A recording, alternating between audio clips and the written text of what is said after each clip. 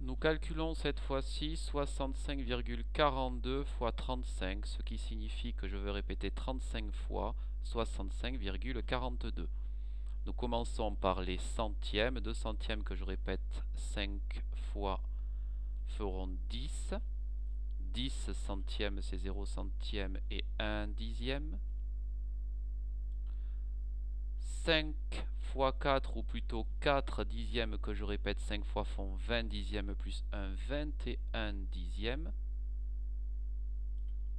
C'est-à-dire 1 dixième et 2 unités. Ensuite, je multiplie la partie entière. Pour les unités, 5 fois 5, 25 unités et 2 qui font 27 unités, c'est-à-dire 7 unités et 2 dizaines. Et enfin, pour les dizaines, 6 dizaines que je répète 5 fois, cela fait 30 dizaines et 2 qui en font 32. C'est-à-dire 2 dizaines, oui, et 3 centaines.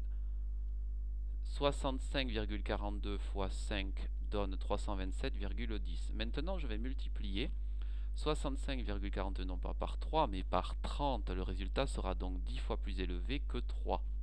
Je n'aurai donc pas de centième. D'ailleurs, si on regarde, 3 fois 2 centièmes, ce n'est pas 3 fois 2 centièmes, c'est 2 centièmes que je répète 30 fois. Cela fera donc 6 dixièmes.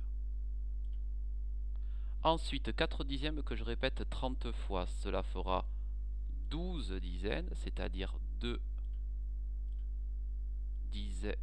unités et une dizaine que je vais placer ici. Ensuite, je multiplie la partie entière, 3 fois 5, 15 et 1 qui font 16 dizaines, c'est-à-dire 6 dizaines et une centaine. Je la place ici puisque je sais que des dizaines multipliées par des dizaines donnent des centaines. 60 fois 30, 6 fois 3, 18 et 1 qui font 19 centaines, c'est-à-dire 9 centaines et une unité de 1000. Et maintenant, je peux placer ou ne pas placer d'ailleurs la virgule. Il ne me reste plus qu'à additionner les deux éléments, c'est-à-dire la multiplication par 5 et la multiplication par 30. Au centième, 0. Au dixième, si c'est un dixième font 7, je peux placer ma virgule. À l'unité, 7 et 2 font 9. À la dizaine, 6 et 2 font 8 dizaines.